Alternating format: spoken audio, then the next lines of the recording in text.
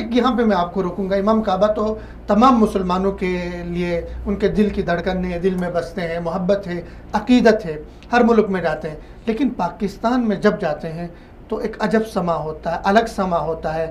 پاکستانیوں کی جو وارفتگی کا, محبت کا ایک عجب عالم ہوتا ہے. اس پہ کیا کہیں گے؟ میں نا جب چھوٹا ہوتا تھا نا, چھوٹے آج سے 4 سال پہلے کی بھی میں آپ کو بتا بات, تو پاکستان میں جگہ جگہ نا وہ بورڈ لگا دیتے تھے, چلو چلو جہلم چلو. ہاں, تو میں سوچتا تھا کہ امام کعبہ کے سنگ چلو.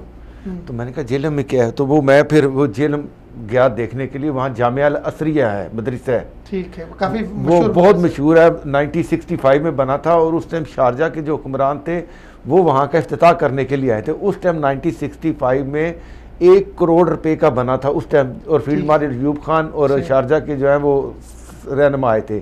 تو جب امام کعبہ اس ٹائم آتے تھے پاکستان میں, تو وہ جہلم تشریف لے کے آتے تھے اور وہاں پہ وہ جمعے کی نماز بھی پڑھاتے تھے.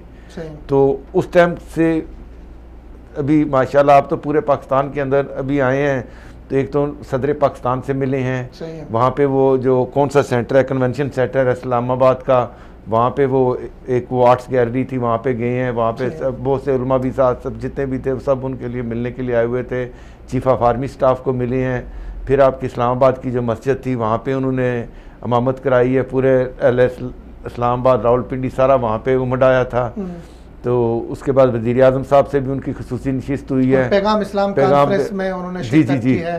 عصر حاضر نوجوانوں کو درپیش چیلنجز, اس کے حوالے سے ایک سیمینار میں شرکت کی ہے اسلامک یونیورسٹی. جی بالکل بالکل. ٹھیک. اچھا, ایک اور بات جو ہے, امام کعبہ جب بھی پاکستان جاتے ہیں, اس سے پہلے سدیش صاحب جاتے تھے, جی جی, اور ائمہ جاتے رہے, تو پاکستان میں ایک وحدت کی فضا ہوتی ہے. بے شک بے شک. سب فرقے, تمام جماعتیں سارے مل کے ان کے ساتھ ان کا استقبال کرتی ہے, ان کو سنتی ہے, ان کے میسیجز کو, پیغام کو وہ سنتی ہے.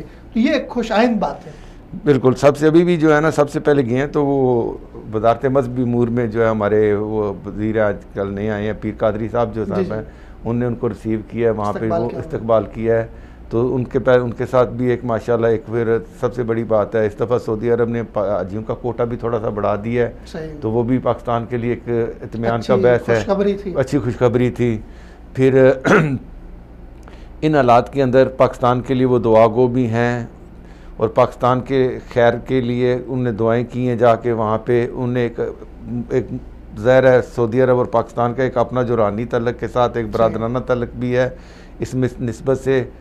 تو پھر وہ لاہور بھی آئے ہیں, لاہور انہوں نے جامعہ شرفیہ میں بھی آ کے امامت کرائی ہے, اور بادشاہی مسجد میں بھی انہوں نے ایک جماعت کرائی ہے. وہ لوگ زیادہ مستفید ہوتے ہیں جو خانہ کعبہ یا اس جگہ پہ نہیں آ سکتے, یا جن کے پاس اتنی وسعت نہیں ہوتی, تو ان کو ایک بڑی ہوتی ہے خواہش کہ چلو ہم اس جگہ کے امام کو مل لیں, ان کی امامت میں ہم جو ہے نا ان کے پیچھے نماز پڑھ لیں. دور دور سے لوگ آتے ہیں, یہ بھی ایک اللہ تعالیٰ کی نعمت ہوتی ہے ایک مسلمان کے لیے. تو اس کو دیکھنے کے لیے پورا لاہور امڈ آیا تھا. تو انہوں نے پھر